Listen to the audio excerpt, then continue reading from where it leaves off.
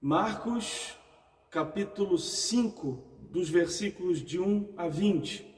Evangelho segundo Marcos, capítulo 5, versículos de 1 a 20. Eu leio na Nova Versão Internacional. Diz assim a palavra do Senhor. Eles atravessaram o mar e foram para a região dos Gerazenos. Quando Jesus desembarcou, um homem com espírito imundo veio dos sepulcros ao seu encontro. Esse homem vivia nos sepulcros e ninguém conseguia prendê-lo, nem mesmo com correntes, pois muitas vezes lhe haviam sido acorrentados pés e mãos, mas ele sempre arrebentara as correntes e quebrara os ferros de seus pés. Ninguém era suficientemente forte para dominá-lo. Noite e dia, ele andava gritando e cortando-se com pedras entre os sepulcros e nas colinas. Quando ele viu Jesus de longe, correu e prostrou-se diante dele e gritou em alta voz: "Que queres conosco, Jesus, filho do Deus Altíssimo? Rogo-te por Deus que não me atormentes." Pois Jesus lhe tinha dito: "Saia deste homem, espírito imundo." Então Jesus lhe perguntou: "Qual o seu nome?" "Meu nome é Legião", respondeu ele, "porque somos muitos." E implorava a Jesus com insistência que não os mandasse sair daquela região. Uma grande manada de porcos estava passando numa colina próxima, e os demônios imploraram a Jesus: "Manda-nos para os porcos, para que entremos neles." Ele lhes deu permissão e os espíritos imundos saíram e entraram nos porcos. A manada, de cerca de 2.000 porcos, atirou-se precipício abaixo em direção ao mar e se afogou nele. Os que cuidavam dos porcos fugiram e contaram esses fatos na cidade e nos campos, e o povo foi ver o que havia acontecido. Quando se aproximaram de Jesus, viram ali o homem que fora possesso da legião de demônios, assentado, vestido e em perfeito juízo, e ficaram com medo. Agora nos versículos 18. Quando Jesus estava entrando no barco, o homem que estivera endemoniado suplicava-lhe que o deixasse ir com ele. Jesus disse e não permitiu que ele fosse, mas disse: "Vá para casa, para a sua família, e anuncie-lhes quanto o Senhor fez por você e como teve misericórdia de você." Então, aquele homem se foi e começou a anunciar em Decápolis o quanto Jesus tinha feito por ele. E todos ficavam admirados. Que Deus abençoe a leitura e a reflexão da sua palavra. Eu quero falar com você nessa noite sobre o que aprisiona as pessoas. Sobre o que aprisiona as pessoas e como elas podem ser libertas. Isso é importante para a gente porque, por exemplo, aqui na cidade de São Paulo, no estado de São Paulo, poderíamos até mesmo assim dizer, a maioria das pessoas vive uma rotina de trabalho incessante, seja por necessidade ou por status social. Esse ritmo de vida tem o potencial de aprisionar e escravizar cada um que se envolve intensamente com essa cidade. E existem, claro, muitos outros motivos e exemplos na qual as pessoas são escravizadas aqui. E às vezes a escravidão é tão intensa que não tem nada que a gente possa fazer para ajudar essas pessoas, porque nem elas mesmas percebem que precisam de ajuda. Então, centros de recuperação e reabilitação, terapia, medicamentos, às vezes nada disso é capaz de devolver o protagonismo e a liberdade para essas pessoas. A gente consegue ver isso, por exemplo, quando elas iniciam um tratamento e param. Entram, mas fogem. Mas o pior é a vida dessas pessoas quando parece estar ok. Quando o sujeito consegue se estabilizar e construir uma vida confortável, prazerosa, segura, mas ele não percebe que ele está sendo alvo de algo. E mais. Quando ele sequer se importa com quantas pessoas ao redor deles estão sendo oprimidas e escravizadas pelas ciladas sociais, pelos envolvimentos que ela tem. E por vezes até mesmo por forças malignas, pelo próprio mal. O texto que nós lemos, ele mostra um homem possesso por uma legião de demônios, que é o inimigo em questão aqui nesse texto. Legião aqui é uma hipérbole, isto é, uma figura de linguagem, uma expressão de exagero. A legião, nesse texto, ela pode ser entendida como referência ao exército militar que possuía de 1.000 a 6.000 soldados. O que a gente pode imaginar, então, é que esse homem carregava uma legião de demônios. mas uma legião de demônios que caberia para nós imaginar de 1.000 a 6.000 entidades dentro dele que o escravizavam e que o dominavam. Um homem como esse, claro, ele já não era mais visto como um ser humano, ele já tinha perdido a sua identidade, como nós vimos aqui no texto, ele já não sabia mais quem ele era, ele não conseguia mais ajudar as pessoas, muito menos a ele mesmo. Era um homem fadado ao fracasso e vivendo numa vida fracassada, escravizada, opressora, sufocada pelo próprio Satanás, pelas forças do mal. Mas Jesus, ele convida você e a mim, ele nos convida a viver uma grande experiência profunda de libertação e de missão. Quando a gente se depara realmente com Jesus, certamente a gente pode ser livre de tudo aquilo que nos escraviza, seja dinheiro, seja drogas. A gente pode ser livre da ganância ou de qualquer outro pecado, inclusive. Jesus é o rei, é o servo que liberta aquelas pessoas que são escravizadas no mundo caído e exerce sobre esses poderes a autoridade absoluta, até mesmo sobre os demônios. E o que nos traz esperança, claro, o que pode nos tranquilizar é saber que Jesus enxerga as nossas cadeias. Ele enxerga aquilo que nos prende muitas vezes e se importa conosco. Certamente, no instante que Jesus encontra aquele homem, ele já está decidido a cuidar dele e devolver esse homem para sua família. Se a gente usar um pouquinho da imaginação, a gente pode sentir, por exemplo, a euforia crescendo no coração daquele rapaz, daquele homem, conforme ele foi se aproximando de casa, depois dele ter sido liberto por Jesus. Talvez esse homem tivesse esposa, filhos. Quanto tempo, por exemplo, ele passou sem ver os filhos dele e pegá-los no colo pela última vez? Se ele tinha uma esposa, quando será que ele tinha tido a última oportunidade? Quando foi a última vez que ele conseguiu beijá-la? Dar um abraço nela apertado? Será que a família desse homem, por exemplo, estava orando por ele? Intercedendo por ele, por todo esse tempo que eles viam seu ente querido escravizado? Agora me diz uma coisa, se você fosse, por exemplo, o pai ou mãe desse homem, e claro, depois de ficar atônito, espantado, abraçá-lo, beijá-lo muito, o que você perguntaria para ele sobre essa experiência, sobre esse tempo que ele viveu? Aliás, o que você acha que ele responderia também? Depois de dizer, claro, que ele teve um encontro com Jesus, a gente pode pensar pelo menos 3 respostas que ele daria. Ele poderia dizer assim, em primeiro lugar: pai, mãe, querida, pessoal, Jesus me libertou espiritualmente. Os versículos 12 e 13 nos diz o seguinte: os demônios imploraram a Jesus: manda-nos para os porcos, para que entremos neles. Ele lhes deu permissão e os espíritos imundos saíram e entraram nos porcos. Jesus libertou aquele homem espiritualmente.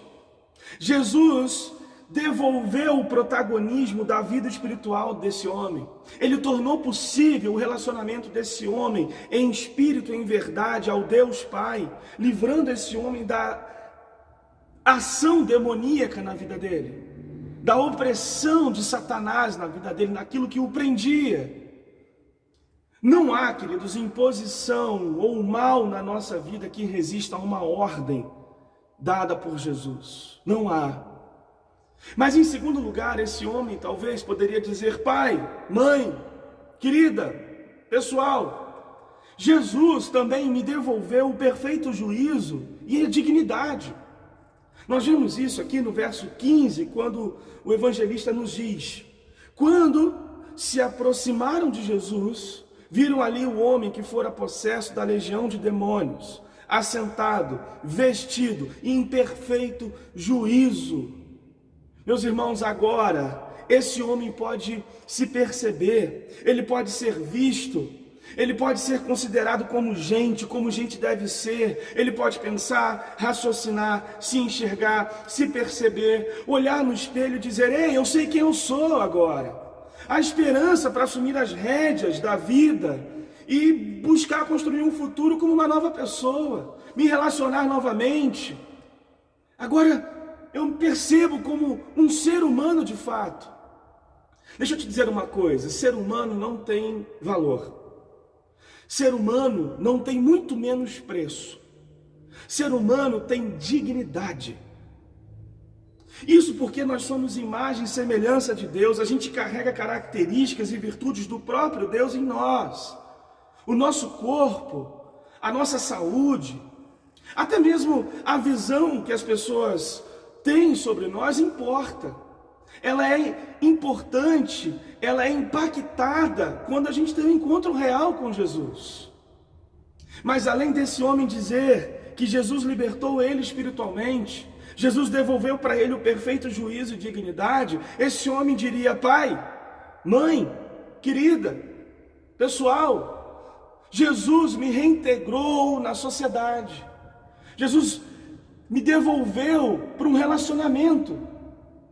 Os versos 18 e 20 nos dizem o seguinte: quando Jesus estava entrando no barco, o homem que estivera endemoniado suplicara que o deixasse ir com ele.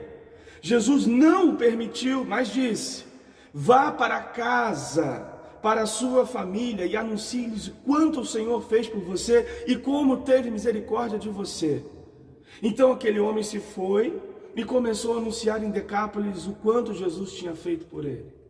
Todos ficavam admirados. Todos ficaram admirados. Deixa eu te dizer uma coisa, aquele homem agora, ele pode andar pela multidão sem causar medo. Agora ele está vestido com o cabelo penteado, não tem mais piolho, está cheirando Johnson & Johnson. Ele pode exercer a sua liberdade, a sua dignidade num relacionamento saudável e conviver com as pessoas à sua volta. Ele pode inclusive ter comunhão. Ele pode cumprir sua vocação participando da missão de Deus na história. Ele agora é um homem socializável. Esse é o poder do Evangelho. Essa é a vida que a gente passa a ter quando nós temos um encontro com Jesus e somos libertos pelo poder do Evangelho. O Evangelho promove uma libertação integral, isto é, uma vida abundante, biopsicossocial e espiritual. É por um todo dentro de nós que nós experimentamos a transformação do Evangelho e no Evangelho. O Evangelho abrange todas as áreas da nossa vida, espiritual, mental, relacional, e ele também comissiona a gente a levar a boa notícia de um grande e perfeito libertador chegou e se importa com você, se importa comigo, se importa com a gente aqui. Então Jesus convoca todos nós, mesmo os que não percebem ou não sofrem os danos de uma estrutura de escravidão, para uma experiência de libertação. Esse é o convite de Jesus. O fato de existirem pessoas escravizadas exige da gente, discípulos dele, um engajamento também em favor da libertação. Isso é lógico, isso é evidente. Nós somos convocados por Jesus a essa missão também. Então, nos textos que lemos, nós vimos o impacto que esse encontro libertador com Jesus causou na vida desse homem, que ficou, claro, livre da escravidão, e todos perceberam a enorme mudança que aconteceu na vida dele como um todo. E a sua vontade não era mais sair de perto de Jesus. A vontade dele era continuar e caminhar com Jesus por toda a vida dele. E é isso que acontece com a gente quando a gente se depara com o amor libertador de Jesus. Além de constrangidos, nós queremos imitá-lo, nós queremos obedecê-lo. E claro, amar aos outros como ele nos amou. E mais, não se engane achando que não temos nenhum motivo ou mal que nos prenda, que nos escravize, porque o pecado enraizado na nossa natureza tem o poder de nos afastar de Deus e nos escravizar. Ele tem. Independentemente de como estamos ou nos percebemos, a gente precisa de alguém que vença por nós esse inimigo chamado pecado, que impeça o pecado de nos escravizar, de nos afastar de Deus. A boa notícia que eu tenho para te dar nessa noite é que Jesus venceu o pecado. o nosso maior inimigo. Venceu também todo o mal. Venceu Satanás. Por Jesus ter destruído e vencido o nosso maior inimigo, o pecado, a esperança para nós, porque nós agora, pela fé nele, nós podemos vencer qualquer imposição interna, qualquer imposição externa que nos escravize, inclusive o próprio Satanás, como também o pecado. Qualquer ídolo ou coisa que nos desfigure, nos amarre, nós podemos vencer, por exemplo, o vício do álcool, do cigarro, do roubo, da pornografia, da prostituição, do jeitinho mentiroso e fofoqueiro de se viver. A inveja também é possível se vencer. Todo e qualquer pecado que nos prenda é possível ser vencido em Cristo Jesus, quando nós nos encontramos com Ele. Então deixa eu te dizer 3 verdades. Deixe Jesus mudar você. Deixe Jesus comandar a sua vida. Deixa Jesus consumir você. E além de poder vencer tudo que nos escraviza, a gente pode ainda nos tornar agentes de libertação para quem está ao nosso redor. Ser um agente do reino de Deus para um mundo melhor e proclamar o evangelho da graça para trazer libertação. E libertação espiritual, libertação psicológica, social, para levar essa integralidade de vida abundante para todos os seres humanos, para que eles tenham um relacionamento crescente com Jesus. Até porque quem está em Cristo, nova criatura é. Todas as coisas velhas se passam e tudo se faz novo. O nosso encontro com Jesus nos liberta integralmente, afeta e transforma todas as áreas da nossa vida.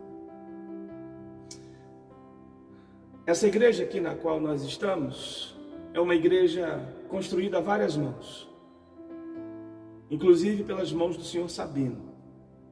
Vocês conhecem muito bem, ele estava aqui na semana retrasada dando seu testemunho, mais um dos seus testemunhos extraordinários da sua experiência com Jesus.